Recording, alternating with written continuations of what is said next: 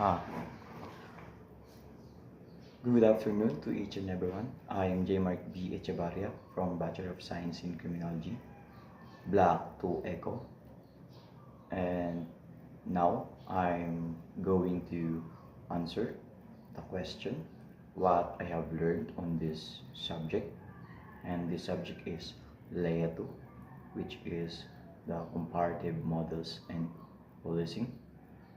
And, and in this subject, uh, I've learned that each country have different policing structures and systems, and those countries have their si- similarities and uniqueness towards others, and also the coordination of each country and how important those collaborations are, like how those treaties and conventions help to combat transnational crimes, international syndicates, terrorism, and drug trafficking, and that are that are affecting more than one country or many countries.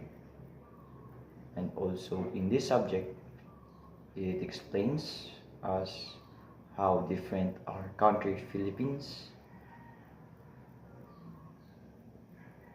I should say, how different our policing system to other countries. And also, the comparative policing doesn't only mean comparing one policing system, a policing model to one another, but to analyze what are the similarities of one system or model to one another to make a good collaboration to each country. And also, I have learned that different international organizations that are giving efforts to maintain peace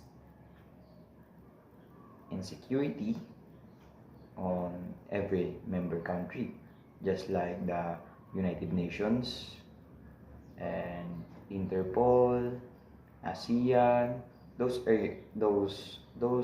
organizations are very important key to maintain peace and security from every country.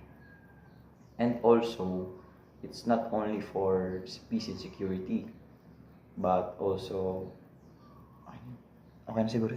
That's all. Thank you.